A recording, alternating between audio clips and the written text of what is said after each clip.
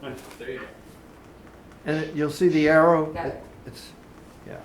Good thing you're here, Caleb. We're gonna hit record over here.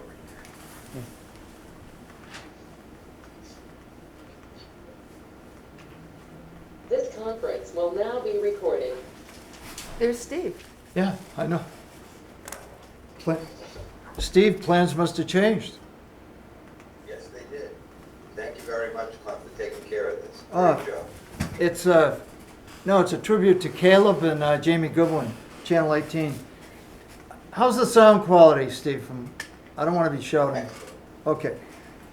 Okay, folks, I'd like to call to order our regular monthly meeting for October 19th, 2021. As noted, it's an in-person meeting.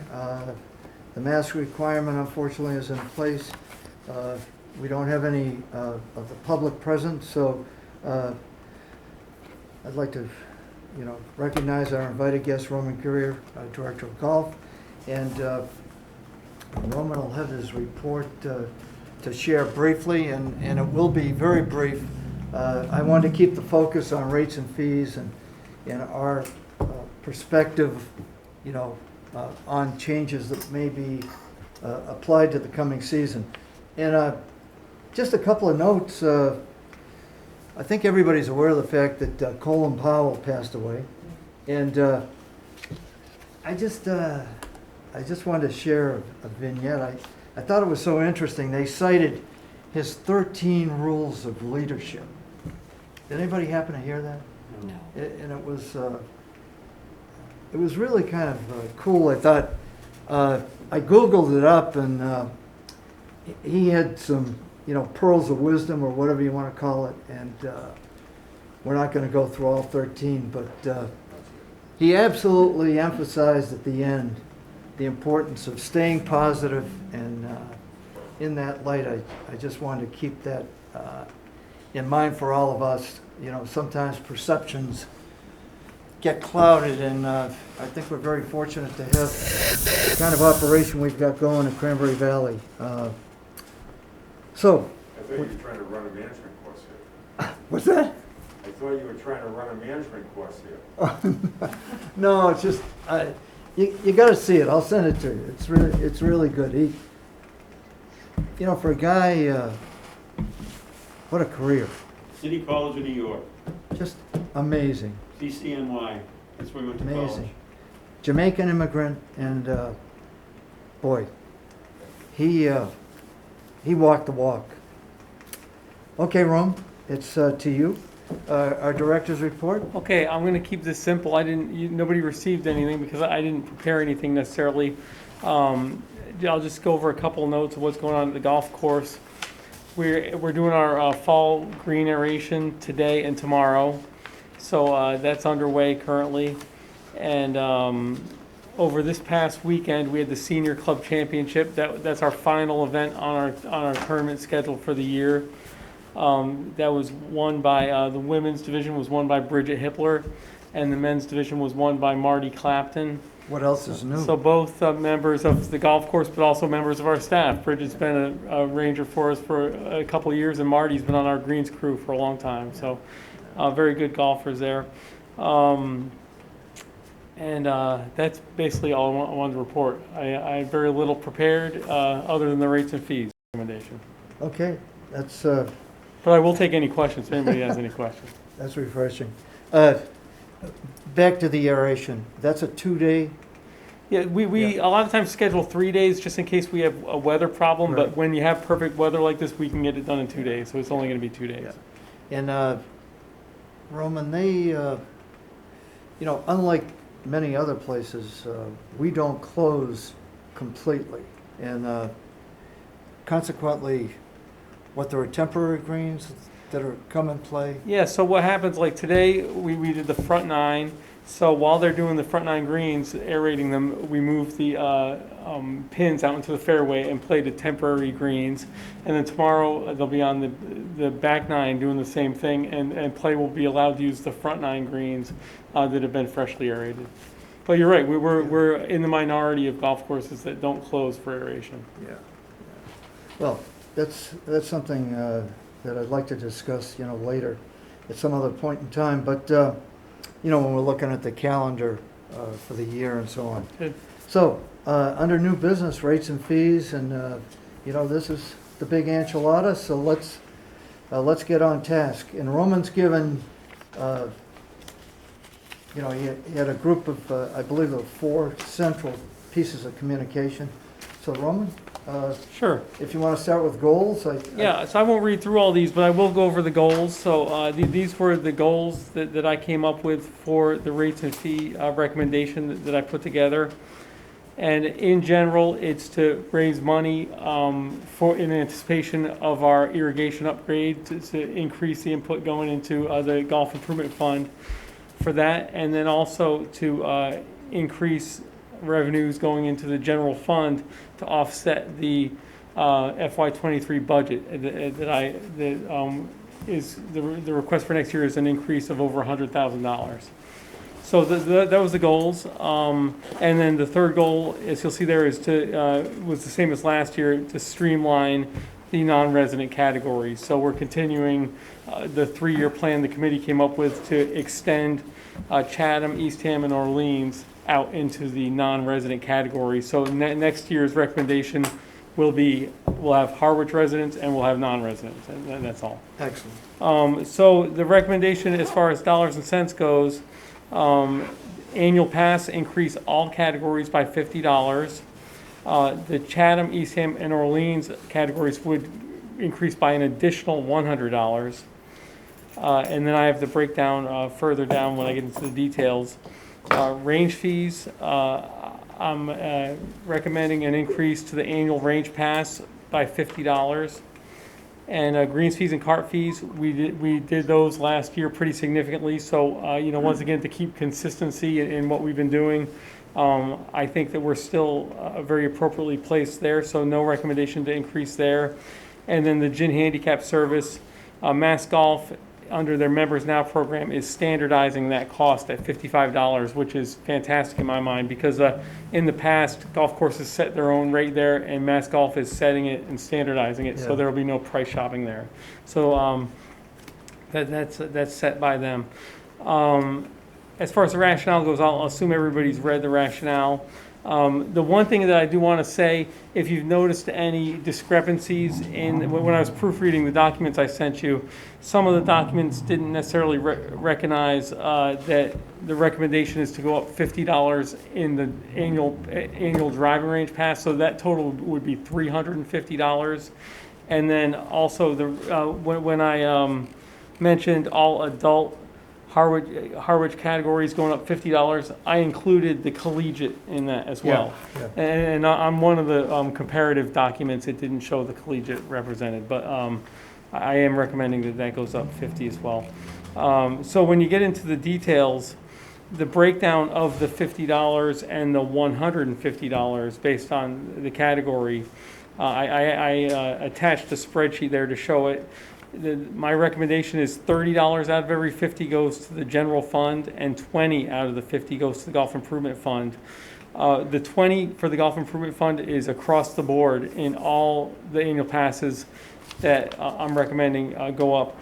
The additional, for Chatham, Eastham, and Orleans, the additional 100, I'm recommending that goes into the general fund as well. So you'll see on the bottom of that snapshot of the spreadsheet, Right. that the anticipated amount based on this year's numbers that this would increase our revenue would be in the general fund $60,000, $650, and in the Golf Improvement Fund $22,500. That does not include, and as I said, if you look under the collegiate numbers there, I didn't put the 50 there, so that's why I was mentioning discrepancy. It's kind of small numbers. Because we're only talking about 46 collegiate golfers, but when I present this next week at the hearing, I'll make sure I fix that so that the collegiate numbers are also represented. As far as, let me get into the comparative data here. I got a question. Yeah. Yeah, go ahead. In that last little flow chart that you were talking about, where Yep. 30 goes to the general fund, 20 to the golf improvement for Harwich. Yep. Then I go to Chatham, and I see 130 and 20. Yep. I thought we were raising it by 100.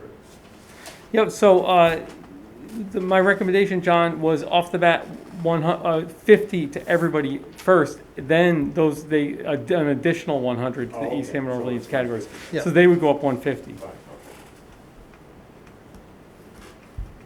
Fine, Carol? Yes, Jack, go ahead. I just have a question. If you look at the allocate to, it's not a big deal, but we belong, so the, $20 over $50 is 40%. If you look at the consistent, then it would seem like you'd make it 60 or 130, but it's not a massive issue for me. But if you wanted to make it, the amount you're allocating to the golf improvement fund was 40% for the Harwich residents, and it goes down to, I think, 15% for the Chad and Eileen's residents. Okay, I didn't hear you entirely, Jack, but I think I got the gist of what you were saying. There was, when I looked at that issue, the one thing, I had a desire to keep consistency in the amount of money going from each membership category that goes into the Golf Improvement Fund. So currently, $95 from every adult annual pass goes into the Golf Improvement Fund. And that's why when I put these together, that would continue to be that same number. So that will be 115. I'm sorry. So now all adult annual passes would still pay the same amount. You wouldn't have different categories paying a different amount into the Golf Improvement Fund. Okay, that's fine. I have a Yep. young adults. If you look at the competitive rate comparison, Mm-hmm. first of all, I personally don't think we should even have a young adult category. But if we did have a young adult category, Brewster does not. But we are quite low, and I think there's a little error. Yarmouth is the highest, Yep. not Barnstable. Okay. Yep. But, I mean, Yarmouth is $760. Brewster doesn't have the category. I think we should either eliminate it or raise it up much higher than maybe you're thinking. Okay. I like the consistency of, that's one of our newer categories that we started just, let me see over here. That was a new category in, where is it? Young adult, in 2017. And so, we've seen great growth in that category. It's not, a huge number of people. And the one thing that I always notice when it comes to the young adults, that group, one of the reasons that you like that a lot of the golf operations nationally are offering them discounts is, the assumption that they're working and that they don't have the availability to play very often. And when I was thinking about this, I see that at the golf course. I mean, when you see prime time tee times being taken in the member blocks, they're very rarely young adults. Young adults are really twilight golfers, and maybe they're one day on the weekend only. So, I do still support that category, and I'd be open to any recommendation financially, but I think it's appropriately placed, and I definitely support the category. Then I would just suggest we look at the low fee that we have and think about increasing it. Yeah. Any other comments? To Carol's point? I think it's an important category I- only because I think that's the future of golf.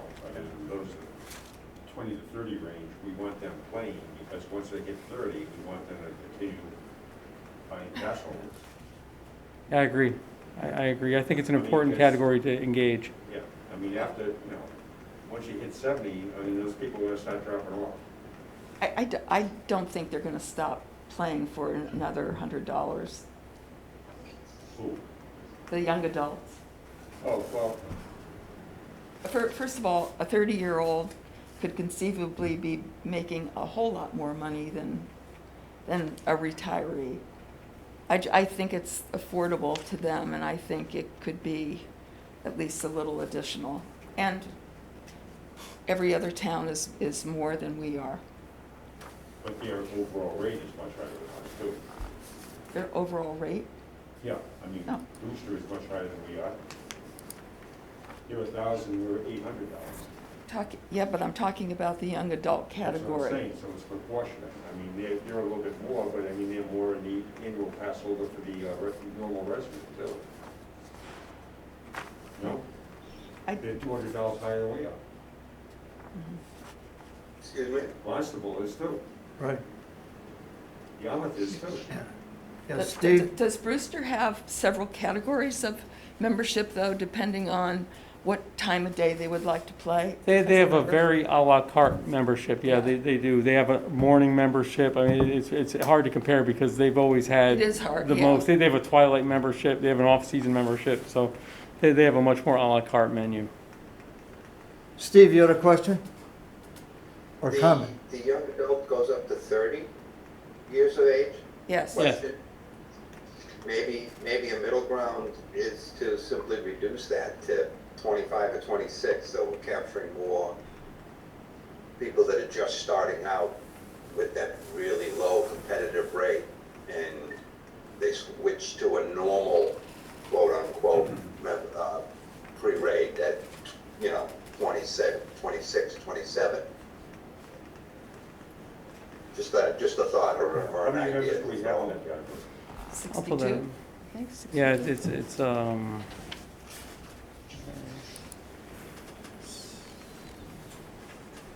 young adult 62. So it's really not even a significant number. No, it's not, and that number has grown. We've only had that category once again for 4 years or so, and it has grown. Last year we chose to take Chatham eligibility out of it, so these are strictly Harwich residents. And again, it's a smaller group, and I agree with what everybody's saying about if they have an opportunity to make money at that age or not. But I do think that, we have our collegiate membership that's for full-time students. And then if you assume that, that runs out in the early 20s, like I said, I think the reality of it is we see very few of these young adult members taking any primetime tee times. They're strictly twilight golfers, or they don't play at all during the week and they'll play one day on the weekend. I think it's more of a recognition that that's a busy time in life where not only are people just starting out making money, but they're also very busy. So, I do support keeping that. I think you point it out, because I think if they even have a young family, I mean, on Saturdays, they're doing Little League or soccer or whatever the case. I mean, they're never probably playing golf. We don't see them. I mean, I don't think that there's, the one time that I think that there may have been an opportunity where these people played a lot more golf was the unique year last summer when there was some work from home opportunities. I think some people that were working from home were golfing a lot. And I really don't see that this year. Again, when I had discussions among our staff about these rates and fees and discussing different categories, we all were in consensus that we're like these young adults are not people that you see during the week in any prime time tee time. So I don't think it's somebody that's paying less and taking a lot of tee times. Did you say the number was 62, Roman? 62, yes. Yeah. I think another important aspect of this too is the fact that we've only been involved with this or invested in this program for a few years, and if the premise that they're going to move into an adult membership, I think we should give it, a couple more years to actually look at, Paul, people that are moving up the ladder, Yeah. and those that are, let's say, in their late 20s have moved into that 30 category. I got to believe they're going to join as full members. Well, I mean, I know you guys know this, but what we're hoping is to engage them young, and then as they start having families, we get the kids in the junior programs, and you get the whole family. Okay? The other question I had was Yep. on the range pass. Yes. You think 350 is enough? You know, What we heard last meeting where people are hoarding balls? I'm definitely recommending going up in it again. The only reason that I would say 50 is probably enough is that that's the one rate we went up in last year as well, 50. So that would be back-to-back years going up 50. I think it's undervalued at this point because exactly what you just said, John, is that I think that some people that have the range pass hit a ton of golf balls. And when we see the range and there's people waiting in line to hit, and maybe some of these people on the range, and I know a lot of them, they're probably getting it down to $1 a bucket or so. I mean, they're hitting so many golf balls. So I think loose math would tell you that if it's at 350, I think 40 or so large buckets is the break-even point, like 45 large buckets over the course of a year. That's not that much. So, really, if you're a customer and you're looking to see if the range pass is a good option for you, that'd be the break-even point, would be about 45 buckets, large buckets. So. What about the individual rain baskets? I thought last meeting we talked about raising that too. So they're $5 and $8. There's really a industry standard there, and we're pretty much at the industry standard. So the reason, John, that I wasn't looking to go up in that right away is we removed the member discount last year, and that was pretty significant. The members used to pay $3 and $5, and so I think that was a pretty significant jump last year. I wasn't recommending a jump this year. And it's so much better for us operationally just to have one price and not to have two prices, because now we can allow golfers to go and use the remote range machine where they can do remote payment, where in the past members would not use that because it didn't offer them their discount. Roman, you have not applicable for member range pass. You really mean to put that number 300, 250, plus your new recommendation across the board, because Where are you looking, Carol? where you say member range pass, the very last line Okay. of your comparison year over The year. comparison year over year, okay, the You history. stop at 2015 for not applicable for member range pass. Okay, You really mean to just bring that number, that was where you stopped giving discounts to, so on the member range pass, so I think that it's correct the way that we list it is because there used to be a member range pass and a non-member range pass, and in 2015 it was before my time, they removed the member range pass, and it's just strictly one yeah, cost. but if you brought that, I'm just think, it almost looks like you can't buy a range pass if you're a member, and Okay. you really can. So it's the same number, you just would be illustrating Okay. that there's no discount. Got it. Jack, and then Steve. Well, how do you manage the range passes? Do you just hand out tokens? Yeah, it's a very informal method. There is some technology available that can do a little more tracking of it, but currently, the people that purchase a range pass sign a contract, basically the application, but it acts as a contract to say they won't share the tokens, and they're allowed to take 6 per day. So, Okay. six, Six tokens? yeah. How many tokens people are using on average, or I also hear that a little bit. Well, so without using, and I'm exploring some of the new technologies that are available to do more tracking. It's a very old-fashioned method. What we do, we simply have a list of who's paid for it, and if they come to one of our point-of-sale systems and say, "I'm Jack Conley, I'm on the list. Can I have my 6 tokens?" There's no tracking of it that occurs. There are systems that would do more tracking, but unfortunately, we're not currently utilizing those. Are there many people that use 6 tokens at one time? No. So, but you know what happens, John, is that they'll take their 6 and they'll hit 2, and then they'll come back the next time. And so they just get 6 at a time. Very few people hit all 6. Steve? Just a quick question. Roman, you said that we sort of knocked the ball out of the park in terms of revenue generated from the range this past year. Yes.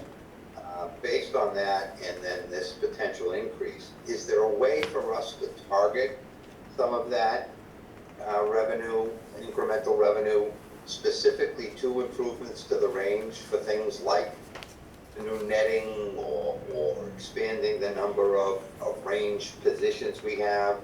So when people ask you, hey, why did you increase the annual range pass at the year after we increased the per bucket rate, we could say, well, because we needed to do things like put a new net up and we added 2 more stations or whatever. It just would seem to make it more palatable to people. Sure, I understand. Currently, no, there's no ability to capture any of that revenue. The revenue from the driving range is all general fund revenue, so that goes directly to the general fund. One thing you may remember that I mentioned of the, I believe there's 2 town meeting warrant articles that we're preparing for this fall. Yeah. One of them is going to be to allow our golf revolving fund to expend to driving range needs. And that's why on the colored flow chart there, I have, with a question mark, the range net replacement under the Golf Pro Shop revolving fund is because currently we're not allowed to use that, but it's going to require a town meeting warrant article to change that fund and allow expenditures from that fund. The justification would be the Golf Pro, like currently Bob Miller, his rent money for his license goes into that revolving fund, as well as other lessons that our golf pros give go into that fund. So we would like to be able to expend that money on the driving range. Cool. Can I Thank you. can I throw this out to the group? On that recent trip that I took out to Vail, I had occasion to go to a couple of different driving range facilities, John, that were, in the valley, and it's just a thought, Roman.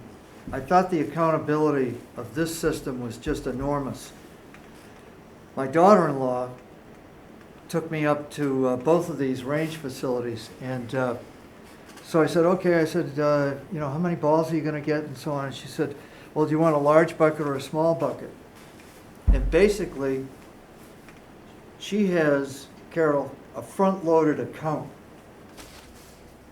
It would be similar to our range pass, but guess what? She takes a fob, she hits the machine, the balls come out, and it debits back to her account.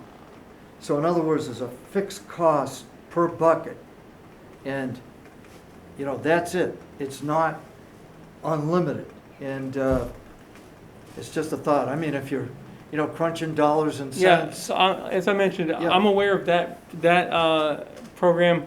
That is not compatible with our machines currently, but our machines do have something similar where it's they give cards, and it'd be like a blank credit card, and so we'd give our range members this blank card, Right. and they would swipe it. Right. And then it also has a would tie into our point of sale system where if say John had a group of 20 people, he could purchase Right. buckets for them, and it would produce a PIN number, and all you'd have to do is tell your golfers our PIN number is 1111, and they would go type it in, and they'd get their balls that way. Well, it's pretty cool because it's a fixed price for the pass. Once that's exhausted, just like you can do this with a lot of different businesses, she can throw another $50 in there or another $100 worth of balls to have available for it. Yeah. And I was just thinking about those guys that are pounding them incessantly. You know what I mean? They would, in essence, they'd run out. Their account would go to zero. They would have to buy back in. Well, I mean, what we currently advertise our range pass as is unlimited balls. Yeah, So yeah. I mean, our range pass is currently unlimited balls. But as you would see on the comparative sheet I put together, very few of the other municipalities offer that unlimited pass. Right. Many of them offer bulk purchases, like you're talking about, a discount for bulk. Yeah. But there is a pretty big investment in that. You have to buy Oh. the new panel, and then you have Yeah. to pay like a annual fee for the program, and then we'd have to purchase an inventory of the cards in this case. And currently, if I'm wrong, I'm wrong, but just one of those machines is working currently? No, so what we're doing is, as we get into the off-season, we operate just out of the new machine, which takes credit card, Yeah. and we use the old machine as a backup. When we're in mid-season, we're using both machines. I got you. Just trying to think of the rationale for limiting, for having a max, so you can at one time have 6 tokens. Yes. Why would we have even 6 tokens? What's the purpose of that?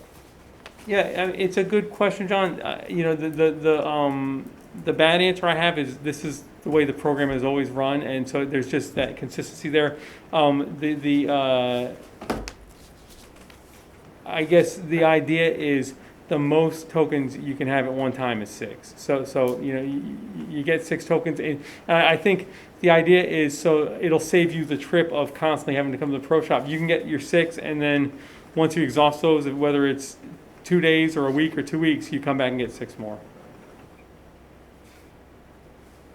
Okay. Other comments?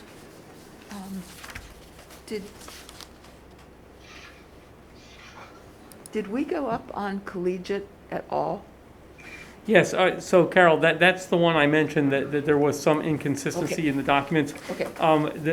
The stuff that I had Caleb post to the Golf Committee website for this meeting is correct. I updated, so I've got the collegiate, because we're counting that as an adult category, going up 50 as well. So that would go up to $300. Okay. The only thing I keep in the back of our mind is cot fees. Because, I mean, the infrastructure fund that we have is very important too. And with new cots coming on board, I mean, I don't know, I'm trying to, let's see. So right now, we're basically at the top of the Yeah. board in terms of cot fees. Yeah. When I looked at that, John, we've raised cart fees 2 separate times. I mean, the cart barn project has been in the works obviously for a long time. We've raised cart fees 2 times in anticipation of the new fleet, and last year was we raised it as well. So I wouldn't recommend this. I think the consistency of every other year, I would clearly look to raise them again next year, and stay on that every other year pattern. But I do think we're going to see, I mean, we're definitely going to see a drop in cart revenue next year when the new lease kicks in, because it's a different revenue share percentage. What is the revenue share percentage on that one? It's going to be 60-40. Yeah, that's, And it's currently 83.25 Yeah. for us. that was a great deal. Yeah. Oh. Well, but the carts that we have are pretty They're, difficult. they're Yeah. tired. Absolutely. They're truly a rental fleet. I mean, they're just Yeah, a temporary and fleet. And I think members have felt as if we're paying as much as any course on the Cape for carts, and they're really inferior carts Sure. for 1 year. And I think that's a really good decision not to. My hope go in is that next year direction. that they'll feel that they'll have the best car, and so Yeah. we'll make it up. I think so. We'll make it up. One thing that I we did are. one thing I did want to mention. Take it for what it's worth, but this recommendation that I put together, I thought the committee might value input from the town's finance director. So I did speak with Carol about the concepts of this and the potential revenues gained. And she endorsed across the board the concepts of going up and the amount of money generated. And when I asked her the question, would she consider these rates to potentially cover all the golf costs that we're responsible for, she clearly said yes, absolutely. So, I thought for me that was a strong endorsement that the finance director considers these rates to Be appropriate. be appropriate and take care of our obligations. So by obligation, you mean health benefits, pensions, et cetera. Did she give you any sense of what percentage of wages and salaries and wages that was? No. So we don't know whether it is an additional 15% or 25%. No, we don't get those kind of numbers. Basically, as I said in my recommendation, what we're looking at as far as covering our obligations is Carol Capola, the finance director, joined us at a meeting this year and acknowledged that she considers golf to be covering its expenses. So when I put together this rate and fee package, what I was looking at was the increase in next year's budget that we're requesting, which is over $100,000, to cover that and to make sure that she considers our rates and fees will cover that. What she said, absolutely, it will, because in conjunction with the $60,000 that we're potentially going to increase, she said that she would increase her revenue projections for golf to kind of make up that difference as well. So that the combination of the finance director editing her projections for golf revenues, because they have been exceeding projections, and the new money that we will generate, it will keep us where we have been, which is meeting our obligations. Yeah, I think the scary part is, and I may not understand this correctly, but was it the year before this year, the town took $100,000 that we thought was additional revenue to us? So no, yeah, I wouldn't put it that way. So that was, in the middle of the financial crisis they were having with the pandemic, when the town was really having a hard time balancing its books. And what the finance director approached us with, and the town administrator, was to see if golf would contribute $100,000 towards our debt obligations, because we've had some debt come off the books in the last couple of years. At that time we had higher debt, and so the ask was to contribute $100,000 towards the previous old debt the golf course had. So I wouldn't say they took it. It was more asking us to pay for our debt that year. The good news is, and I think I put this in the recommendation, after FY22 and the payments have already been made, golf now no longer has any old outstanding debt. Our only debt currently is the cart barn project, infrastructure project, which we are paying in full. And as I said in the rate and fee recommendation as well, the fact that we're planning to pay for the irrigation upgrade as well, it really bodes well for our obligations to the town, that there are no longer outstanding debts. Steve? Just to follow on to the question, you noted in your recommendation, Dr. Roman, that we did 2.13 million, and that was higher than the previous revenue high of 1.895 million. So that's $235,000 more. We're looking at rate increases that are going to generate over $60,000 incrementally. So that's almost $300,000. If that's the case, why aren't we asking for a budget increase closer to that $300,000? Steve, we've had this conversation a lot. I don't believe there is a $300,000 in there. I think previously when we made the 1.895, we were significantly below covering our entire golf costs. I think Carol had our fully allocated costs at 2.3 million those years. I think that is coming down with the debt off the books. I believe our fully allocated costs currently are about 2.15 million. And again, I'm anticipating our revenues, without this increase we're talking about right now, to be down next year because of just what we were talking about. The cart lease will the new percentage in the cart lease will have us below where we were this year. So if she's saying our fully loaded costs are 2.15, can we get an itemization of that? That's one of the things we've always been asking for, is what is our fully loaded total cost? If she has that number, I don't think she just pulled it out of the air. She's a very good, experienced finance director.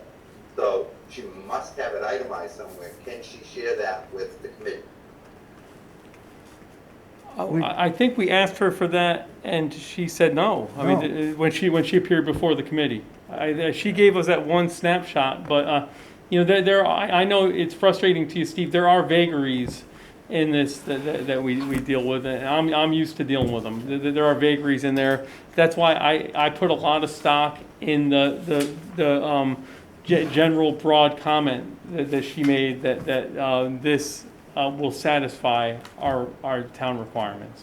But we must be able to figure out roughly what percentage that is, based on the difference between. Historically, when they've averaged it out, the best information that we've had in hand is that it floats somewhere between 2 and 3% for those, you know, ancillary costs. And 2 and 3% of our entire budget, not, I'm talking about, those extra costs, aren't they a function of salaries and wages? There are some. There's also property insurance and things like that. But yeah, a lot of them are post-employment benefits, things like that, health insurance and such. Yeah. Okay. The post-employee benefits are a big issue for every city in town. Yeah. I mean, Yeah. they struggle with that because we don't have a fully funded pensions or PEBs either. So every community suffers from it, and it does fluctuate, unfortunately, because how many people do you have a particular year? You don't know. Right. And then is there, you know, an extraordinary amount of drawdown for some particular reason? So I think we And plus need there- to be a little flexible ourselves as to how we approach it. And plus, you've got the escalators of Yeah. union contracts and, you know, longevity, retirement issues. We've got some coming up. Some of our members feel as though we're making a lot of money as a course and don't understand why we might even be considering raising our fees. But I think we need to explain that we are covering our costs, and we're trying to also bucket money for improvements on the course as we are going forward. So there really isn't any money that is really this big profit that the course is making. And we have to figure out a good way of explaining that to membership. Well, I mean, just in the last year or two, I think you could say, I mean, I've said a lot of times at the golf committee level that there was a gap that we needed to close between our revenues and our requirements. And I mean, I think it's fantastic that in the last year or two we have closed that gap. That gap was fairly significant for a while. So the idea that there is any profit, there has never been. In fact, it's probably better than ever now that we're covering our own costs, as opposed to not. Yes, and I think on the golf committee level, that's now understood. But I think on the member level, there's a feeling like, oh my God, we had a banner year of revenue. Well, but we also had our costs that are just offsetting it. I understand the point. It's, and I think it's well taken. You know, I mean, I think we've turned that corner. Yeah, Jack? Just an observation. In the annual report of the producers, I know the focus is on the golf course revenue. I mean, maybe that would be a vehicle to be able to, I don't know how many people read the annual report, but that might be a vehicle to say, okay, here's our revenue, but also here's our expenses, and include in that expenses the indirect costs that we always seem to be unsure but it just seems to focus on, at least from my perspective, last time I looked at it, the golf course made 1.8, whatever it was, $1 million. That might be a vehicle to use to communicate, we are getting closer on to actually achieve getting, our revenues and our expenses in line. Okay, that's a Yeah, good point. That probably is a good place to represent it. Yeah. Normally, the town annual report is a collaboration between Clem and myself, so, But it doesn't show the piece that's missing, the percentage of costs for, that we don't even know, what benefits and Right. salaries. So when we write it, So when again- right, again, we would have to, it's hard to describe those vagaries that are in there, because we will not have that, yeah.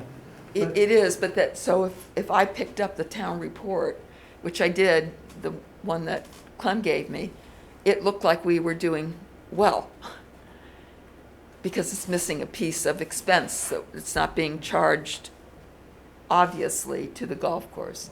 Well, I guess we would, we could tackle that in some way with the narrative, because we won't have the numbers, we would have to Sure. handle that in the narrative somehow. And I think as a backup, we have to rely on both the town administrator and the CFO as far as them endorsing what we're doing. Yeah. And if they say we're covering our expenses, we're covering our expenses. Yeah, I mean, that again, when I talk about the vagaries of it, I think, you have to really see that every time we get the budget approved, the rates and fees approved, that's where the endorsement occurs. Because that's where our interactions are with the finance committee and the board of selectmen. So you don't get a complete spreadsheet that balances everything. Are there any other comments about the rates and fees as proposed by Roman? Steve has one. Steve? Just a quick one, I don't know if anybody else is anal about numbers, but a $50 increase for the Harwich residents is 6.17%.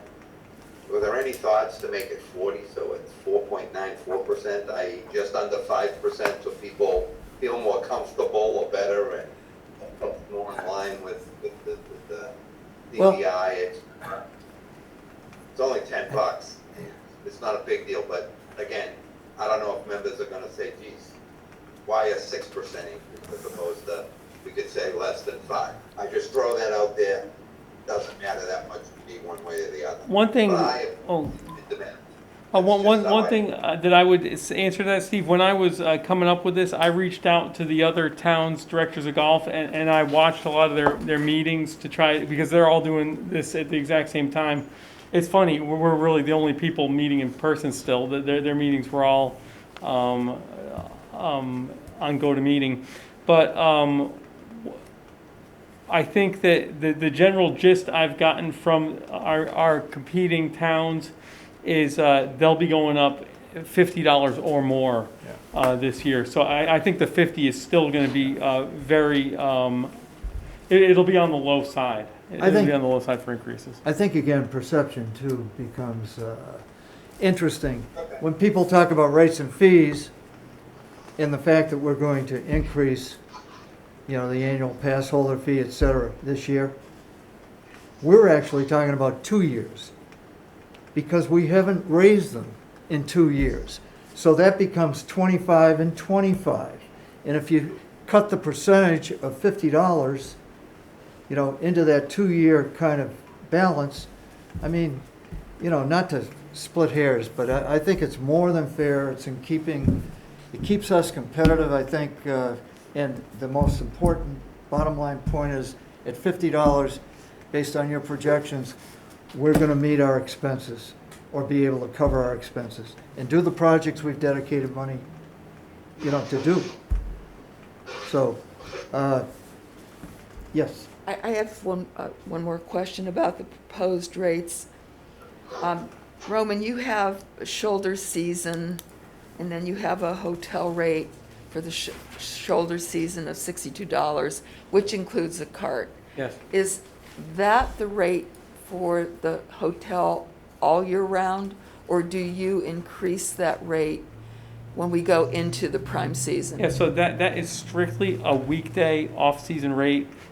Between Memorial Day and Labor Day, they pay the full posted rate. They do, Yeah, they do. great. So that time, and it's great to have that special rate for them in the off-season because the other towns are all very aggressively trying to capture that play. So it helps us keep good relations with them because in the summer, we want to get as much play as we can. In those shoulder season, we get a lot of these weekend buddy trips, and so that's what you end up seeing, or weekday buddy trips to get the special deal. Great. Okay, I guess, the direction I'd like to take everybody is the fact that Roman has proposed these. I think we've touched on all sectors of, his proposal. I think I'd like an endorsement from the committee to have Roman bring this to, the public hearing. And at that point in time, the public can weigh in with their perspectives, and it's incumbent upon us, if you remember everybody, we are not engaged. It's strictly a public forum.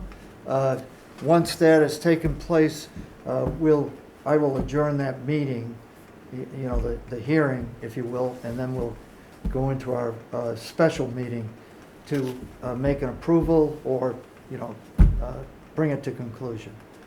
So, Paul? I think the background that that's been shared with us is very well constructed. I think it gives a reasonable approach. I think it protects all our goals with regard to our immediate needs and covering finances. I think all the material which Roman shared with us was very helpful in that regard. So I think we should move it forward. I'd make a motion that we approve the recommendations. Thank you. Anyone with a second? Second. Second, John Crook. Discussion. Okay, without discussion, motion to approve? So moved. Raise of hands? Okay. It's unanimous. Roman, the task will be yours, and that's next Tuesday on the 26th.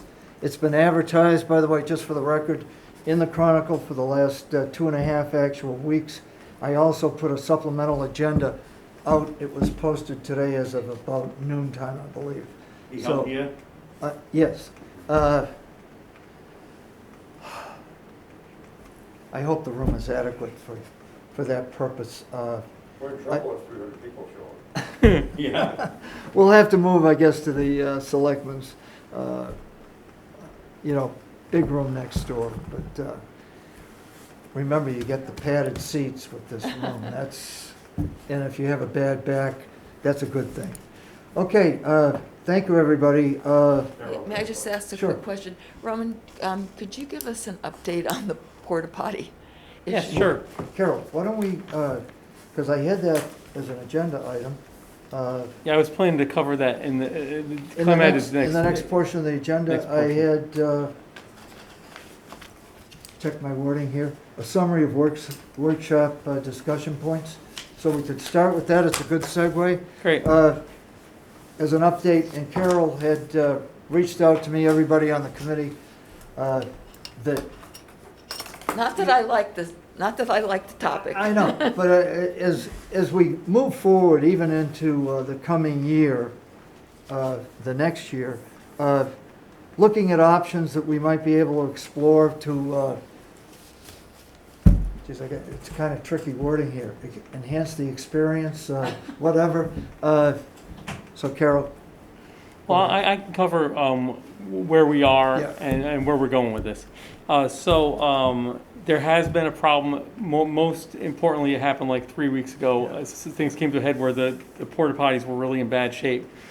To go back a little bit, we've had the same vendor for porta potties for over 5 years. I can't remember the name of the company. The woman who owned it, her name is Eliza. It had her name in it. It was something Eliza. And during the pandemic, she went out of business. And we did not find this out until pretty late in the game this spring when we were ordering them. We called to order our usual order, where we normally got the nice upgraded models, which they consider their ADA models. And there are some benefits to those. They've, again, not to get too much into bathroom talk, but they have one thing that I think really enhances the experience is they have kind of the trap door, so they consider them flushable, so that the chamber is not exposed, which I think is a very big thing in the Port-A-Potties. Not only that, they also had a running sink. It had a tank of water where you could pump, with your foot, you could pump water out of the sink to wash your hands. So that's the upgraded model that we have wanted to have. When we found out late in the game that she was now out of business, we went to the county bid list, which has 2 different companies, Nauset Disposal and Fraser on it. We engaged Fraser at the best competitive price, and that late in the game, they had none of these upgraded models available. So we've been operating this year with the standard individual event model, and it has been a downgraded experience. The event that I talked about a few weeks ago, I've evaluated our contract with this new company, Fraser, with Sean Fernandez, our superintendent, very regularly, and we really had a positive report on them because they're more reliable as far as showing up when they're supposed to. We're supposed to get the systems pumped out and cleaned 3 times a week, and they've been more available than the previous vendor was, or more reliable. What happened a few weeks ago was when we first entered into this contract, we told them we need a light-duty vehicle because it has to travel across grass, and at times it's wet. They did tell us that they had a heavy-duty truck and a light-duty truck, and we said we would please like the light-duty truck. We had not realized that they had gotten into the habit of sending the heavy-duty truck our way, which was fine when the conditions were dry. It only has a little bit of turf to drive over. But this particular week, at the beginning of October or end of September, there was one morning where it had rained a lot, and Fraser made the decision on their own, we can't take this truck across turf, so we're not going to service it today, we'll service it tomorrow. They never told us. Since that time, we've had a stern conversation with them that, once again, reiterating to them we need the light-duty truck. And we actually, I showed, I believe, I'm not sure if you saw this, Carol, when you were there the other day, but when I was driving with Clem, I showed him that we had expanded the road, and we actually created a path with what's called T-base that goes across the 4th hole so that they could come in any condition. So we really made sure, and then we took the driver out there and showed him, you now can come out here in any conditions. That being said, we're clearly recognizing that this model was not adequate this year, and that next year we will once again look to the county bid list to engage one of these ADA, or 2 of these ADA larger, nicer portable toilets. When it came to our attention, also, one thing that I did just internally, because when you hear about the 3 cleanings a week, you can look at cleaning these things in 2 different ways. The real way that they've been disgusting is when the chamber below is exposed and there's a lot in it. When it's covered, we don't create a lot of waste to require more than 3 pumpings a week. What we have done since the problem was brought to my attention that they were not in good shape, I put together a 7-day-a-week cleaning by our staff. So our staff now, we have somebody responsible every day of the week for going out in the morning and cleaning them. And I put myself on that task. I got Mondays, and our regular janitor takes a few days. Our head pro Dick Fagan takes Sundays. We're starting the day with these things cleaned. They don't need to be pumped more often than 3 times. It is, I think is what it dictates. The real key is getting that nicer model that covers the chamber. So, would you acquiesce to that point, Carol? The cleaning it's an imperative. Oh, the cleaning is, yeah, absolutely, but. Can I ask a simple question too? Did I get this right? There's only one, it's a shared facility, men and women? It's only one, and we might want to consider, Why not even consider? little Blue Rock has 2, and maybe we might consider that on 4. Considering the amount of rounds of golf we do and everything, wouldn't it be appropriate to have a men's and a women? Well, I mean, Even if it's, whatever the expense I'm open to is. considering anything, but obviously, you know, the idea obviously with these things is that because they're on the golf course, only 4 people are at them at a time. So, I mean, it's very easy to stagger a foursome with, because, you know, you're all already playing golf together. You go first, I'll go second, and the other 2 of you tee off while we're doing it. I don't know. I think 2 may be excessive for when you're only looking at 4 people possible using them. But again, I'm open to anything. They are fairly expensive. Okay, I think we have to, my eyes have been opened in the last couple of months, hearing both Martha and Carol talk about this, because men don't think about it. no, Because men are going in the woods. And, I just think that we need a better alternative than carport, porta potties, whatever you call them. I think we should take a look at doing some permanent structures. I mean, we have permanent structures now at Brooks Park, right? Oh. We have them down at the beach. yeah, I mean, I think, I don't know if they subcontract them out to people that do them, or does the town do them? I don't know. those, I think we should look at options in terms of, you know, what has the town done in those other scenarios? Who paid for it at the beaches? I mean, the beaches is another, there's only like 2 or 3 revenue sources in right, town. exactly, We're one of them. yeah. Beaches is part of another one. I I think, mean, how are they paying for those beaches? Is the town paying for them, or are they paying for them out of their own funds? It's or- part of the rec department. It is paid out of the rec department yeah, budget, and I I think believe. I cited that But example. if they're paying it out of their budget, I mean, it should be an alternative for us to take a look at that, because, you know, we're creating a lot of traffic down the golf course too. Exactly, and I think I would never want to go into a porta potty, I'll tell you that. That's my own personal. I don't care how clean they are, I mean, there's nothing attractive Right, about even right. walking into one of those things. But that, Carol, because you kind of volunteered, I'm reinforcing your volunteerism. But I think John's comments are appropriate. It'd be nice to find out what the reality is, because in the past we heard unequivocally, oh, you can't do that. You know, the environmental impact will be insurmountable. It's a wrong direction to take. Technologies have changed. There may be some kind of middle ground there. I mean, it's worth looking into at least what yeah, the town does yeah, in other areas. And then we're showing accountability to our constituency in the sense that, hey, look, we looked at it. You know, Roman had input. We've had input as a committee.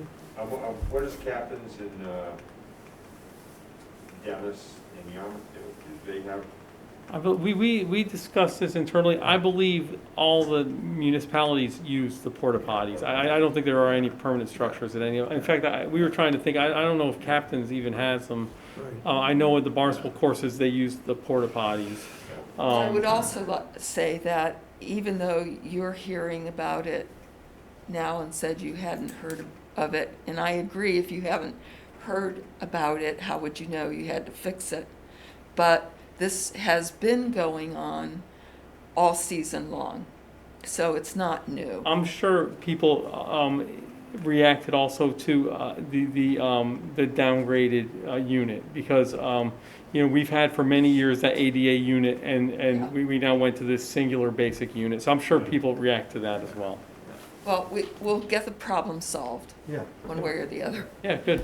I'm gonna, you know, continue to pursue with our budget, as I said, the ADA units for next year, and if the committee wants to pursue a longer term Yeah. thing. And the answer is not you having to clean the toilets in the morning. No. Yeah. God. Well, no, I mean, but when there's a problem, we want to address it. And you know, it is one of those things, I mean, I've mentioned this a bunch of times to the committee. Our staff is really poorly paid in general. And it's hard to take somebody, retired folks that want a ranger and say, now you're cleaning a toilet. So, you know, I felt it was important to have our management team show it's not, you know, something we're going to give out to other people to do, that we would be willing Right, to clean and I as don't well. think it's a ranger's job either. Yeah. But who's the building guy that? Sean Libby. He's a good He source. would certainly know Yeah. what these other Oh, absolutely. I mean, I think. Service course within the town. I think I related to this when they built that new ball field at the community center. I mean, the community center, I don't know how many bathrooms they have in there, but that wasn't good enough.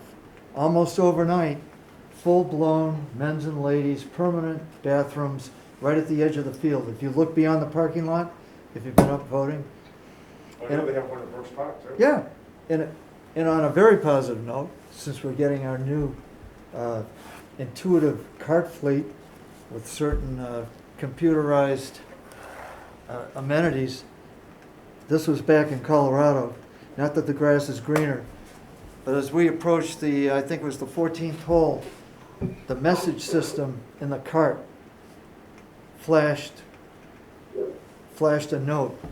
If you choose to use the rest facilities, here's the passcode for the automatic lock. And it came up, you know, that it was a 4-digit PIN number. And, you know, if we ever got to that point, it was pretty cool. Okay, well, that's a positive step forward there. And not that there's a necessary order, but it was very generous of Roman's time because he was busy. But I just want to acknowledge Paul and Carol took time to come out with myself. And we looked at hole number 1 and number 10 as far as the cart path extension is concerned. And consistent with that Mungeon plan, I just thought, Paul, you kind of expressed it perhaps better than I would, in the sense of being a new member on the committee and everything. Any reaction to, you know, what we saw and so on? Well, actually, I was riding with Carol, and we were both anxious, particularly on 10, to see that layout. And in the abstract, or, you know, trying to conceptualize it sitting here in this room, Yeah. it's really difficult. But you physically get there, and you ride down, and you start to relate to where people actually do tend to go off, or where they, you know, where they tend to play. And it was very enlightening in both the first hole and the 10th hole to physically see it and walk it. And look at the, you know, the worn areas where people tend to cross over, and how the staff has to kind of deal with that by blocking it off so that people go in different directions.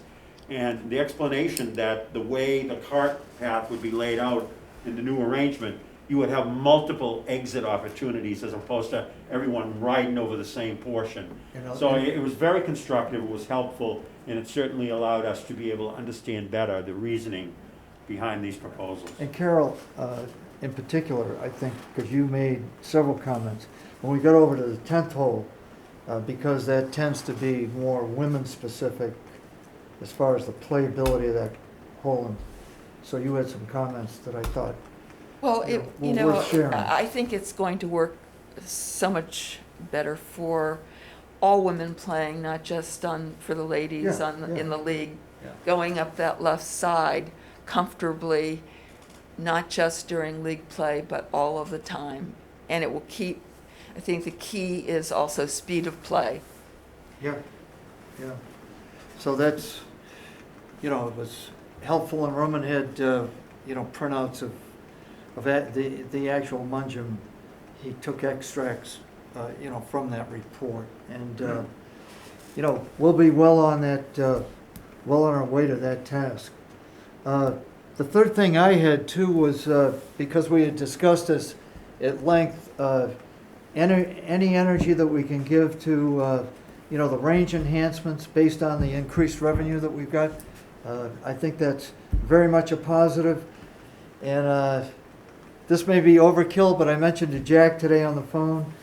I guess his bad back triggered the comment, but I'd love to see even more amenities there, you know, proximate to that, to the practice facility. It was suggested maybe benches or seating that might be appropriate, because it's been crowded to the point where, you know, you got people standing around as opposed to sitting, and you know, it would be a nice touch, since that's highly visible, whatever. But you know, that was just one comment that I had there. So Roman, we're kind of on schedule for that. I think right?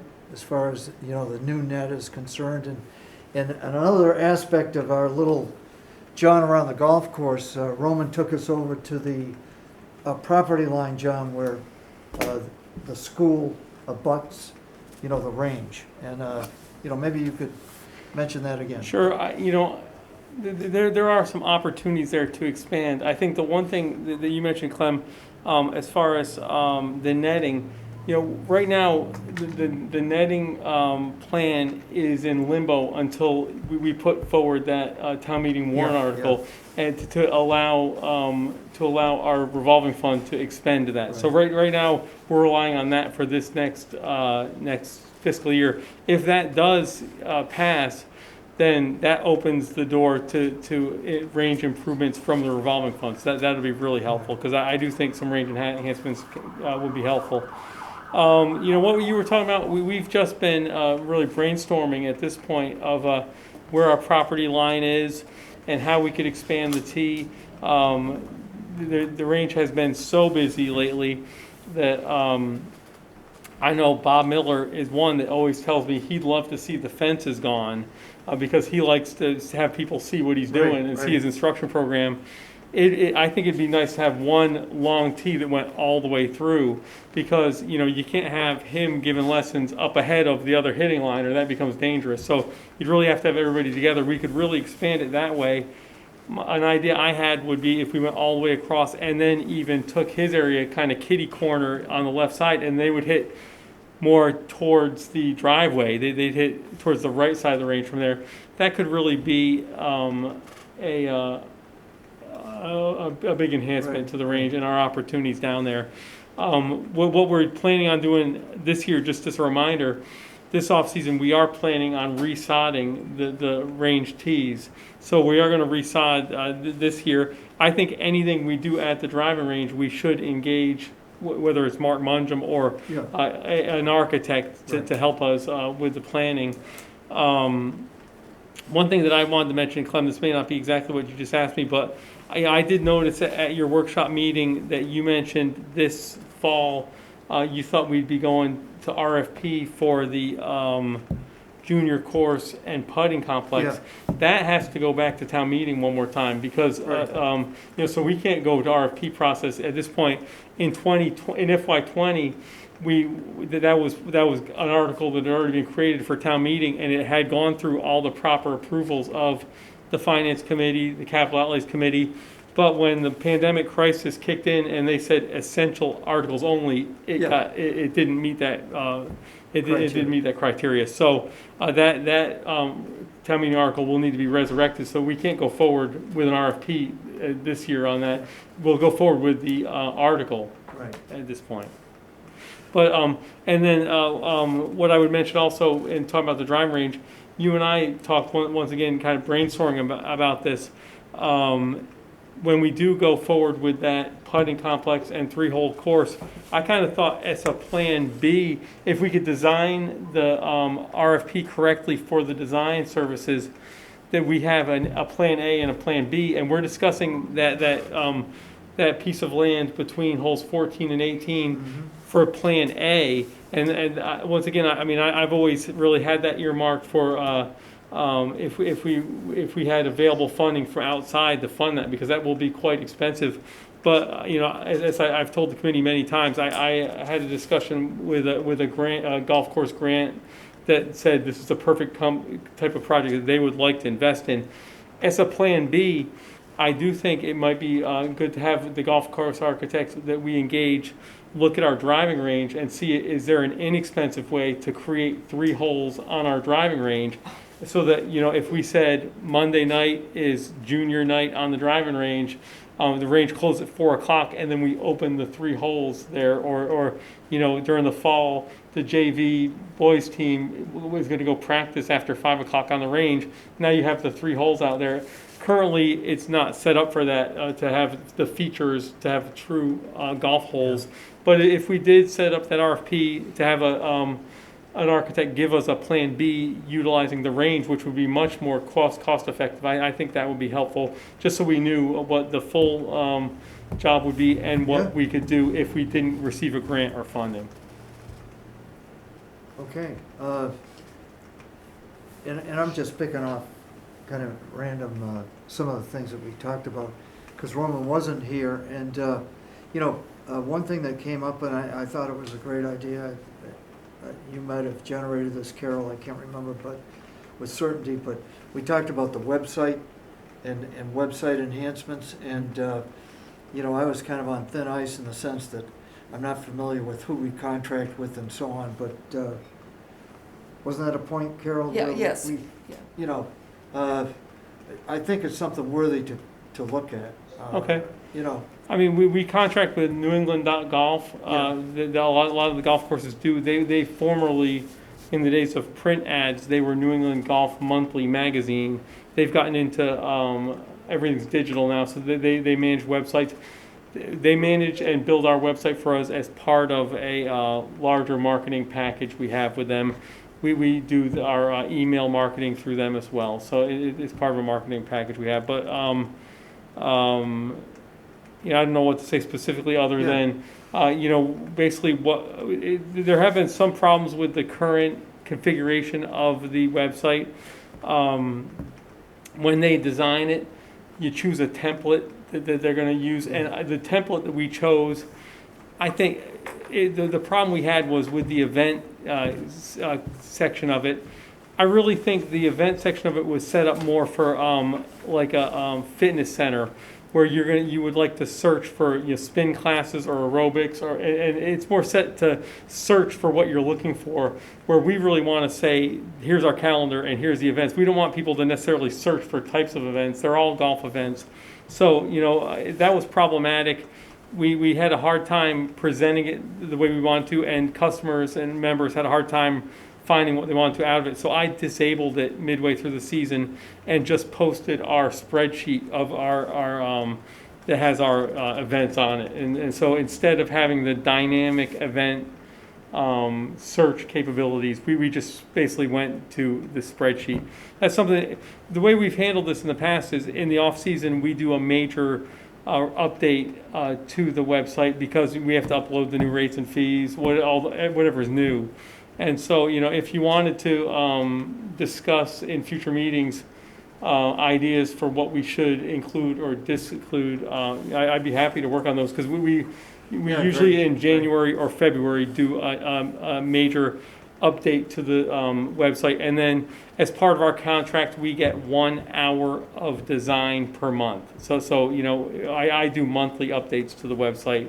But it's not unlimited. For the bang for the buck we get, it's 1 hour of updates per month, and we've never exceeded that. It's never been a problem. There's a lot of advertising in one of the categories, and it's all either golf clubs or men's clothing or, and They have it a just, blog. Yeah, it's a blog they provide. it doesn't make sense. When you go to the blog, you are expecting other golfers to give their impression of Cranberry Valley.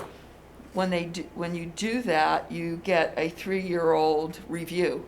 Yeah. And that makes you think that, are we blocking the 1 year or last month or whatever? So, yeah, we've got to, Now, in September, Carol, I do this periodically. In September, I forwarded them. One nice thing that I know there's a lot of discussion about surveying members and surveying golfers.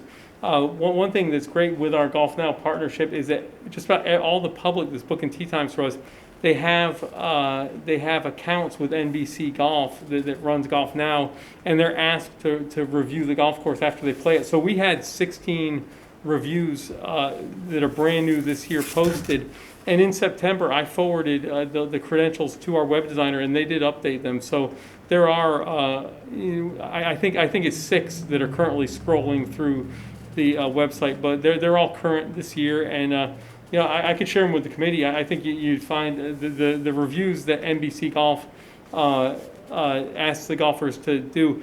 They ask you to rate the course on 7 categories, and then there's an open-ended comments, and we've gotten great comments, really positive about our rangers, about our staff. I think it's great info. I'll share the link to the committee, but there are 6 of them scrolling through. It's not under the blog. The blog, the idea, my understanding of what the blog is for is That's all for search engine optimization. The more pages that you have associated with your website, the better it searches.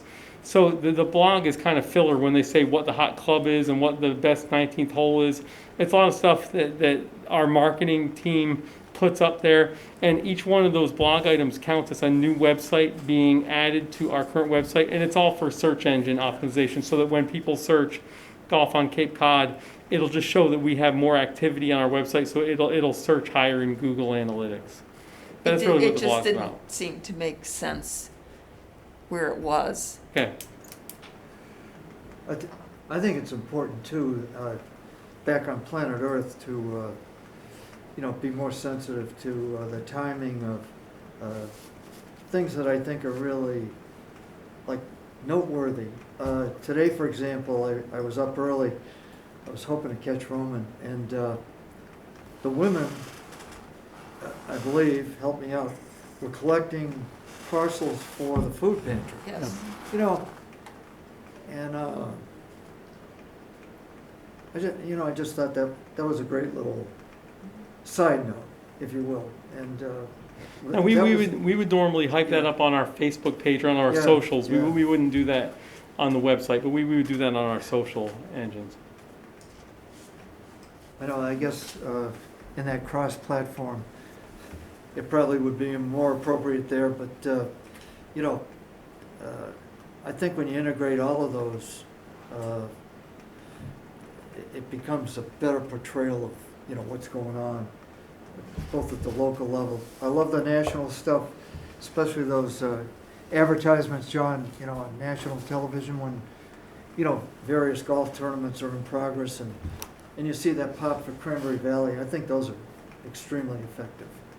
Yeah, and the one thing, I mean, the commercials that we have on TV, they're all built to drive people to the website. And now because of our deal with Golf Now, we like I've mentioned at many meetings, we're exceeding the amount of business we've ever done in greens fees, and that's all being booked through our website now. So I mean, our website has more traffic than ever. I'm really sensitive to the fact that our previous website really became kind of a bulletin board where it had too many updates on it constantly, and you can really get bogged down. So I've been consciously trying to keep it a little cleaner, and just we have the news scroll at the top that says what's going on today with the cart status and things and the range status. Other than that, I've tried to keep it pretty clean to where customers go to it and they can see clearly where to click to book a tee time. Okay, I don't mean to keep belaboring the discussion. I just had one last point that I thought, because it's timely, and I saw Paul there the other day. He was having lunch at the hot stove, and I came in and had lunch after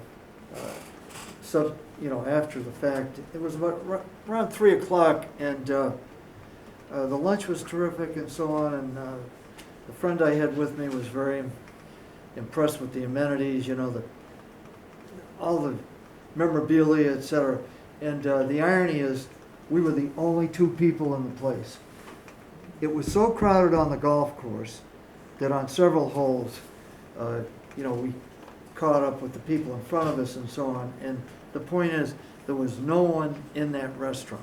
And Carol, you raised the point about and I thought it was a great idea, perhaps enhancing the all-weather system, curtain system to enclose the deck, when it was appropriate and so on. And I just wondered, I mean, it's only been a few weeks, but is there any progress that you are aware of, Roman, in terms of, the hot stove and No, so where we progress on currently stand, I mentioned to the committee that the town administrator told the Board of Selectmen he would go to them in September with a plan to release the RFPs.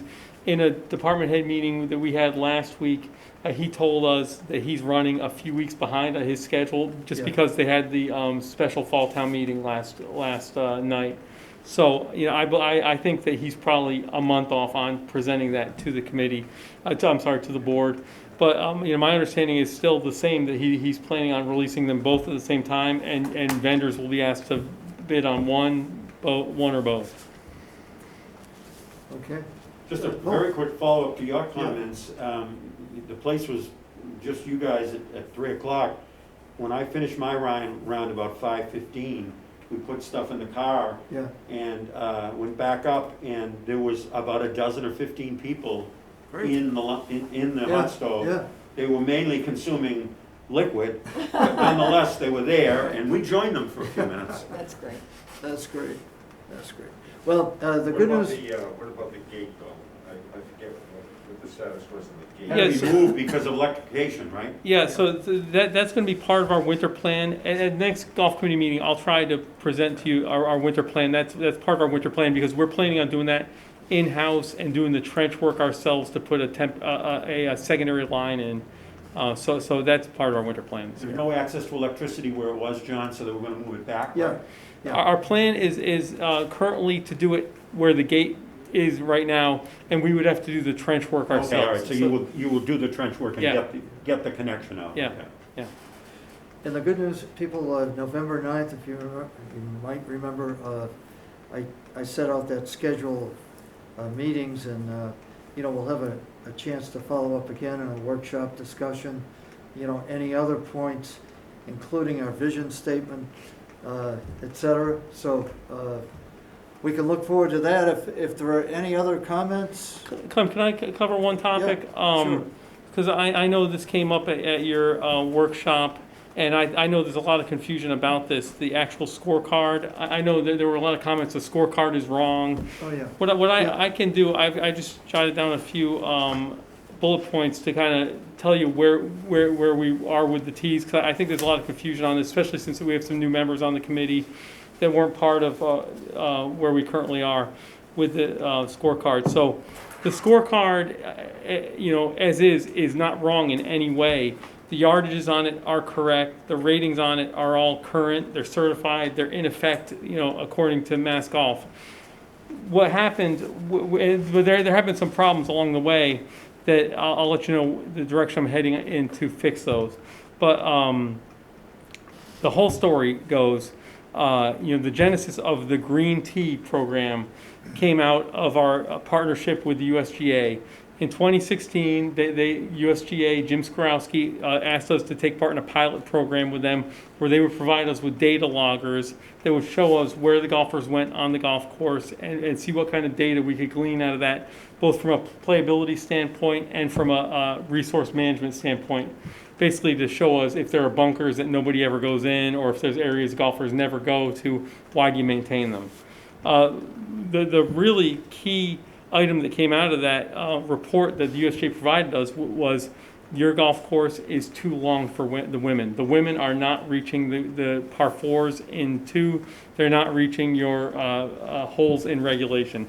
That was the main gist of their report back to us. So Jim Skorowski from the USGA Yep.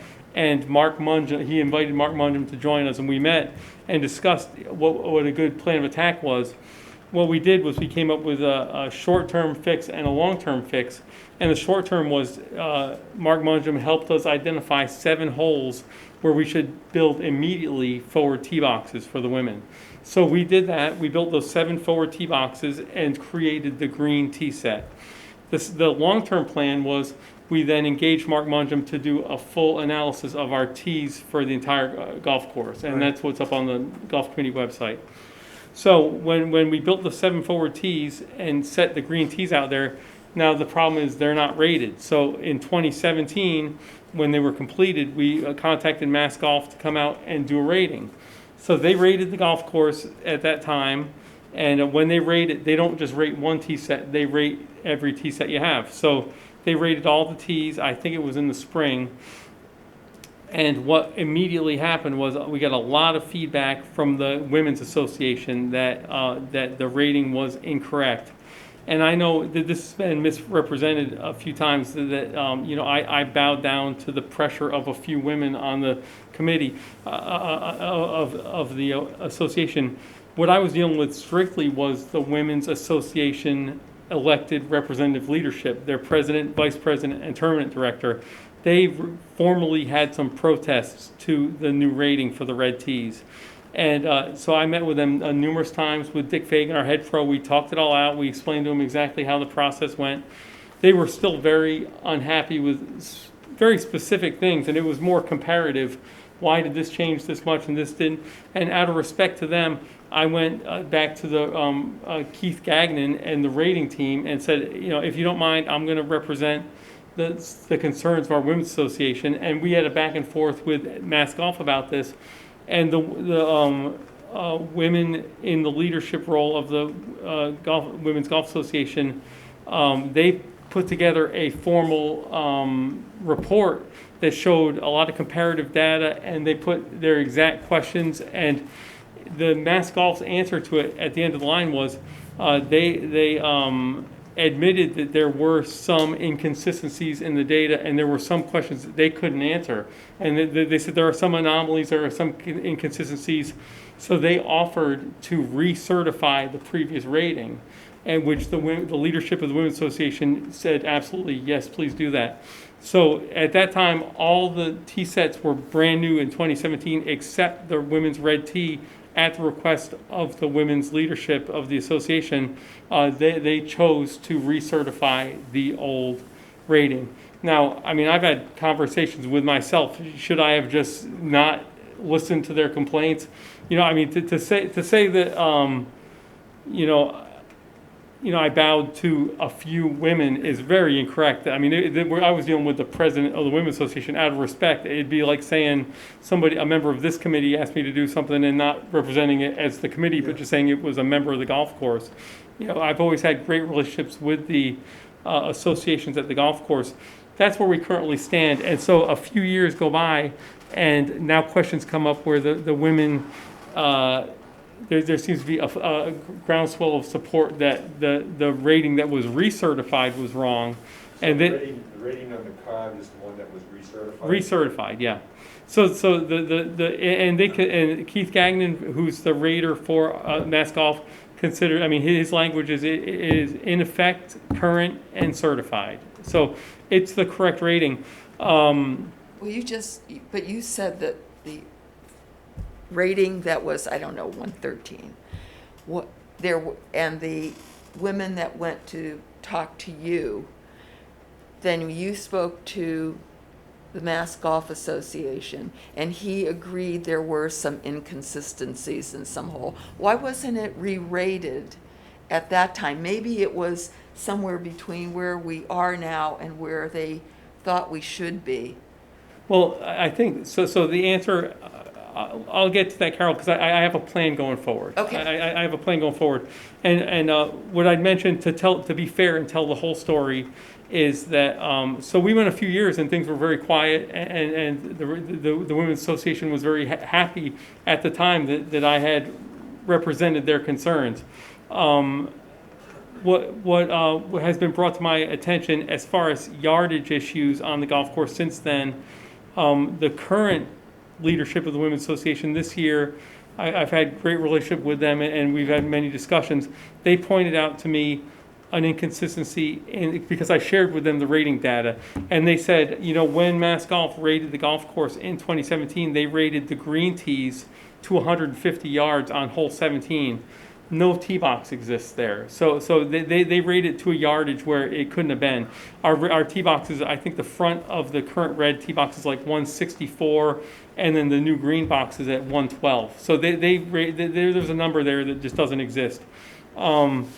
And then when I followed up with Mass Golf on that question for them, Mass Golf pointed out to me the USGA handicap manual allows, and I've told the committee this, we've talked about this a number of times this year, they allow a plus or minus 100 yard variance to your, so they said you're fine, you're within the 100 yard variance. So continue posting, everything's fine. The Women's Association also pointed out to me a problem that I'll own this problem. I'm sure this came from me at some point, that the red tee markers on holes 4 and 17 have been mistakenly placed at the forward tee boxes instead of the other boxes. And this has been going on for a while. It was never pointed out to me. I'm sure at some point I told Sean's staff to set them up forward. So we have now moved them back to where they are supposed to be according to the rating. So the current scorecard is absolutely correct as it currently stands. The plan I have to address things is, about a month ago, I requested from Mass Golf and Keith Gagnon, their rater, to please re-rate our golf course. But first, I'm going to engage them in a remeasuring of the golf course. So what I would hope to do with my staff, and I would take input from the committee as well, is to set the markers exactly where we want them going forward, and then have Mass Golf come out and they do a rating to 1/100th of a foot. So they would give us a brand new rating. What we currently don't have, a brand new yardages. So they give us the exact current yardages. What we don't currently have are Mass Golf yardage plates for the green tee set and for the silver tee set. We don't have the plates that say exactly where the course is rated from. So in the budget that I showed the committee, I think it was last month, I've budgeted in the next fiscal year to purchase from Mass Golf an entirely new set of yardage plates. What I anticipate is going to happen from this yardage analysis from Mass Golf is it's going to show that we need a new rating, and so that's going to in turn require them to rate the golf course. When I reached out to Mass Golf, I told them all this. I said, I'm sure that when you schedule the new measuring, you're going to determine that some of the tee sets are outside this plus, or where we want them to be, or outside this plus or minus 100 yards. So I requested at the same time a new rating for all tee sets. So I'm hoping that will be the cure. Is we'll be in much better shape where we'll have all the tee markers exactly where we want them. They'll be the yardage will be down to 1/100th of a foot, and the ratings will be completely current. And I don't have total confidence that when we get these new ratings that everybody's going to be yippee happy about them. I'm sure the comments are going to come out, damn it, they're not right. But because that's just what happens. But I think that I'll have learned my lessons to say, I'm not going to go back to Mass Golf with the concerns. It's going to be, it is what it is. It is what it is. Once Mass. Is there any thought about having Mass Golf also look at the pars on changing some of the pars? For example, 5 being a par 5 versus a par 4, or I had not considered that. What I would look at there, and what we have is we had Mark Mungem do the full tee analysis that we've decided not to put on our schedule because so few of the women or people in general play further forward, like the green tee set. The Mark's analysis and the project to complete Mark's recommendations would be $250,000. That was a few years ago, so I'm sure it'd be more like $400,000 or so now. And the fact that so few people use the green tees, I don't recommend building, taking on a $400,000 project. The reason I mention it is Mark did in his analysis change some of the pars. He would like to see, which I like. I mean, I think it's very sloppy that we currently hole 14 is a 5 for men but a 4 for women, and hole 16 is a 5 for women and a 4 for men. He settles that. He brings consistency to that. I can't remember what he had for hole 5. I to be perfectly honest, Carol, I'm not even sure if Mass Golf has any opinion of the par. I think we can internally set the pars how we want them. yeah, that might be something that I want to look at. Okay. Well, I think if we do go down this road, and again, I've engaged Mass Golf, I would engage my entire staff, and I would engage the committee as well to say, let's have a discussion on the current tee setup. If we're going to have them come in and measure and reset the plates and re-rate everything, let's make sure that the tee sets are where we want them. And if it turns out that it may be a good idea to engage Mark Mungem to come out and help us do this. We could pay him for half a day, which I'm sure would be short money. I think that makes an inordinate sense because you've got expertise being brought in. And Jack, quickly, we don't want to disservice the men as well. Would you like to, can you see participation? Are there some issues that? I hopefully you can hear me, but I just think I'm not worried about the overall ratings. I'm worried about the hole ratings, they don't make sense. When you have a par 5 second hole that's this 17 feet of hole on the course, I just don't understand that. I know. And maybe it's the distinction between silver and, but it seems like the rating is the same whether it's a silver or a white tee. And like 11 and 12, there's a 50-yard difference between those holes, I mean, between those tees. I can't see how the rating should be the same. Well, I mean, the comment I would make there, Jack, and again, I kind of, I didn't overly analyze this stuff because really, I accept the new method. As I've told you, Jack, this year with the World Handicap System, there's just a brand new method. Everything's different the way that the handicap holes are. So if you're bringing with you an older perception of how things used to be, it's different. The entire way they do it is different. If they re-rate, and one fact of that is if they re-rate the course, that includes the handicap stroke allocation holes. So they will re-rate the stroke allocation holes too. So really no judgment goes into it. It's strictly under the new method. It's numerical and it's done by the rating team. Right, but it doesn't seem like, at least from, and I can be totally wrong, that I'm just sort of talking 11 and 12, there's at least a 40 or 50 yard difference in the tees between the silver and the white tees on those holes. Yet the rating for both of those holes is the same. I can agree that with the ratings of the white tees, but to me the silver tees should seem like they should have a different rating. Well, Jack, the point there, and this goes again back to the USGA handicap manual, is that you choose you only publish one stroke allocation table per gender, and that stroke allocation table for that gender is the tee set most played. So we did our scorecards based on the white tees for men and the red tees for women, which is the golf industry standard.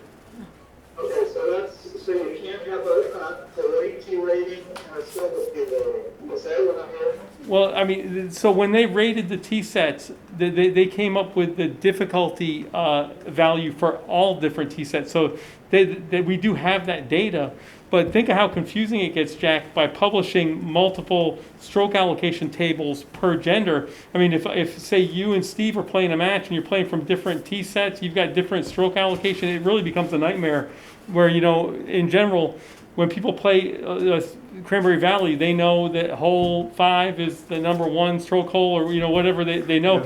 Yeah. They don't know it. People don't look at the different tee sets having different stroke allocation. Yeah, I mean, that's just another one. 13, the 3 is a higher rated hole than 17, which doesn't make any sense to me. But we can live with it. I'm accepting of it. I mean, I think the way that I look at 17 is a hard hole from every tee set. And what you're really looking at when you're looking at stroke allocation is where's the biggest difference between a scratch level golfer and a bogey level golfer? Where will that bogey level golfer need the stroke from the scratch golfer? 17 is a hard hole, but it's hard for all golfers. Would be an explanation. But 13 seems like relatively easy there. Yep. It's the stroke. All I would say, Jack, is it's the new method, and I think it's hard to digest new. I mean, when you're playing a match and you're getting 6 shots, you're going to get 6 shots somewhere, and they're going to be spread out according to the new method. The new method looks at the holes in triads where you have 1 high, 1 low, 1 middle to spread them out. And so if you're playing a match against me and you're giving me 6 shots, there's going to be 6 shots and they're going to be spread out somewhere. And it may, it actually says this in the handicap manual. The USGA determined it really doesn't necessarily matter that much where they fall. They just as long as they fall and they're spread out. Well, I think with Mark Munjum's input, and people sitting down face to face, you might be able to reach more of a consensus. You know what I mean? As far as clarification, because It is confusing. Well, I mean, the stroke allocation, though, I mean, I think the confusion is taken out of it, and that's what I really like about the New World Handicap Method. It's in the rating. We don't do Yeah. anything internally to make judgment calls. The judgment call is done by the raters, and they consider us to be biased based on our own experiences. Wouldn't you agree though, John, I'm talking about the base, the lay person that isn't even on that page as far as the fact that there's been this changeover, if you will, with the whole approach that they've taken. Yeah. And I'm not certain that people are even aware of that. I think Mark it would be a good idea to engage Mark to have a look at our current tee sets where they're set up and to recommend, your greens should be here, your red should be here, and right at a time right before Mass Golf comes out to measure the golf course, we get proper measurements, the plates are put in, and that would really cover us going forward. One thing I wanted to mention also about the scorecard not being wrong, and this might be a little silly, but I know there was conversation about the Audubon logo being on the card being misplaced. Yeah. That is absolutely correct that it's on there. What it says on the scorecard is member of Audubon International supporting golf and the environment. We're a member. We pay a membership fee. Any one of us in this room could pay a $200 to Audubon and become a member. What we're trying to do with Audubon is not become a member. We're trying to become an Audubon certified sanctuary golf course. I think that was the impetus. I think we were looking for clarification simply because we've come so far that it would be terrific to just, here's a punch list. We do these things, we get that certification. Yeah, and so we're on that track. When I presented the next year's budget to the committee, Right. we're asking for $10,000 more in greenskeeping supplies to go 90% organic. Yeah. That's one of the key steps that Audubon wants to see is Right. you're changing your program, you're changing your resource management.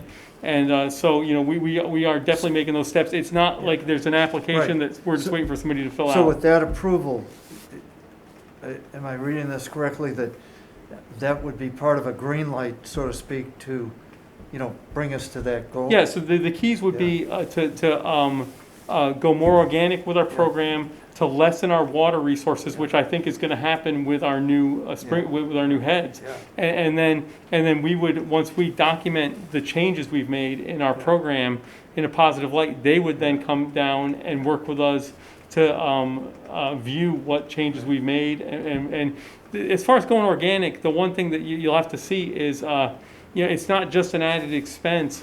It's going to cause. I think Sean Fernandez is planning on putting spray applications down twice as often. With organic product, you need twice as many spray applications. Yeah.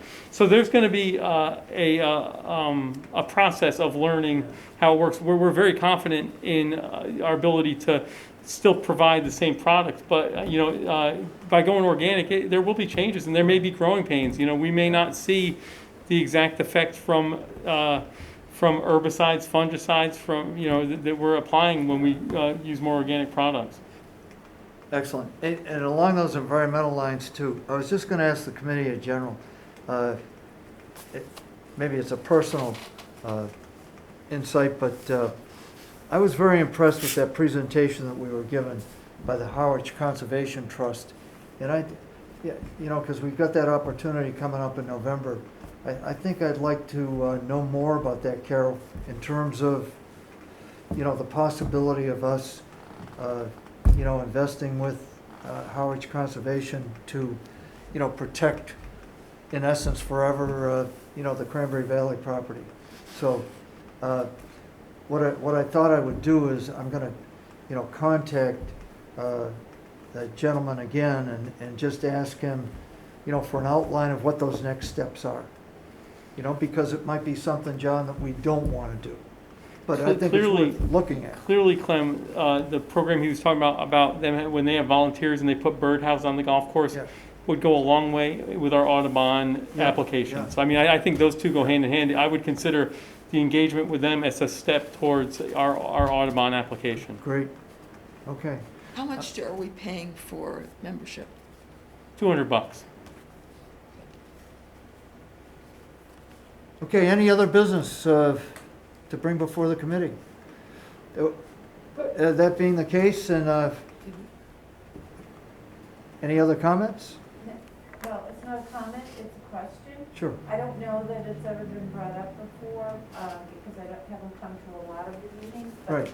I'm wondering about a cap on membership of pass holders. Is that ever going to happen? We have over 1,200 members as far as I know. And I don't have the figures in front of me, Right. but if anyone tries to divide that out per day, how many players can actually play on the course? I know that our percentage as far as pass holders went this year, we had 60% of the time, is that correct? So where we currently are, and to answer your question, one of the ways that as a committee we've tackled this is instead of discussing a cap, we've discussed increasing the distribution of tee times to members based on the increase or decrease in sales. So where we currently are is on Fridays, Saturdays, Sundays, and holidays. The tee sheet is 60% member play. On weekdays, it's 70% member play, except when the leagues need more times. And on Wednesdays, it's more like 80% member play because the sweeps require so many times. But our general, like Monday and Thursday tee sheets where there are no leagues are 70-30 in favor of members. Okay, but even 70% of 1,200 players is still a very large number. So that's why I'm asking the question about a cap. Has that never been considered? Well, it's crossed my mind, to be honest. There is a saturation point, I think, that you reach, and the fine balance that we have, not just as a committee, but town-wide, is accessibility to a public venue. And, there are a lot of nuances in that discussion. But thanks for the input. It's something that we can, take into the mix as we go forward, because it'll be challenging as this year moving forward in '22 unfolds. I'd like to think we might be getting back to more of a point of normalcy, regarding COVID and the aftermath of it. It's been kind of skewed. I mean, it's been refreshing in a way. I think in the last few weeks, things have calmed down. And, there's more of a sense of normalcy. And based on what Roman said, that wait list that you have, in terms of tee times, overflow. Yeah, the and all overflow that, list. Overflow. Yeah, that has started to ameliorate, so, Yeah. But in order for us to meet our budget, we would almost have to have twice as many members to get the revenue that we do on an annual basis. Oh, absolutely. So that becomes a problem. We can cap, and then we have to allow the public to be able to participate. Yeah. Because it's, May I ask just one more question in regard to what Carol was just mentioning too? Is there a number, Roman, on how many non-members are unable to play?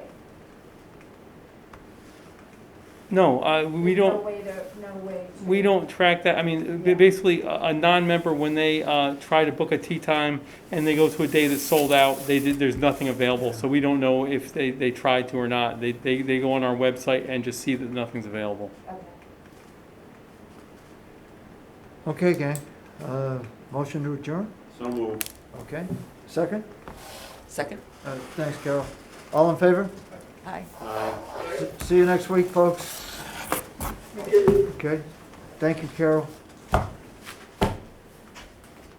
And it should, once you hit